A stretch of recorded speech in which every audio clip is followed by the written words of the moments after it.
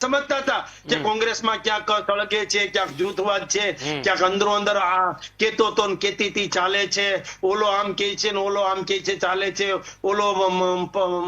ખોટું કામ કરે છે, આ ખોટું કામ કરે, એવું થતું હતું. પરંતુ આજે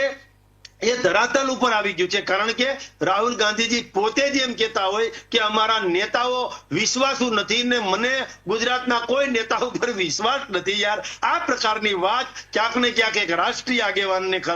કરી હોય ત્યારે એમ થાય છે કે રાજનીતિ તો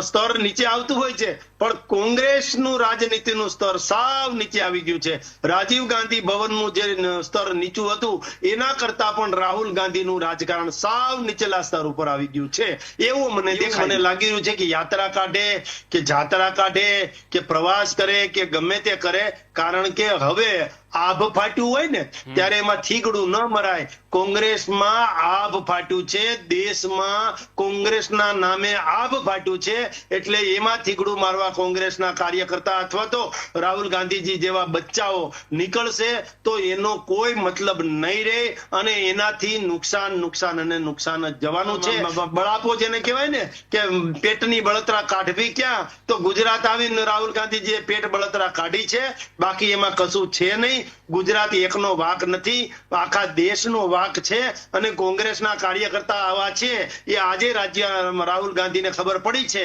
એટલે હવે પેલા બોલ્યા હતા ને કે 5-25 કાર્યકર્તા હશે તો ચલાવી લઈશું, આમાંય કીધું છે કે 40 જેટલા ને તો ઘર ભેગા કરી દઈશું. હવે એક મેટાડોરમાં આવે એટલા તો ધારાસભ્યો છે એની પાસે, અને એક નાની એવી બસમાં આવી જાય એટલા તો કોંગ્રેસ પાસે કાર્યકર્તા છે. રાજીવ ગાંધી ભવનમાં કાગડા ઉડે છે, જ્યાં કોંગ્રેસની કાર્યાલય હોય ત્યાં પણ આજુબાજુમાં ચા વાળા પણ ઉભા નથી રહેતા, પણ કોઈ માણા હોય તો ગરાગી આવે ને, એટલે એ પ્રકારનું કોંગ્રેસનું થઈ ગયું છે. ત્યારે એમ કહે છે કે બેઠી કરવી છે કે ઊભી કરવી છે, એટલે હવે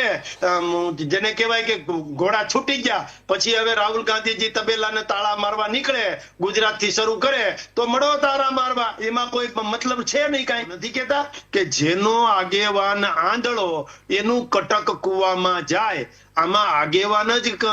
હિન્દુત્વના વિરુદ્ધમાં હોય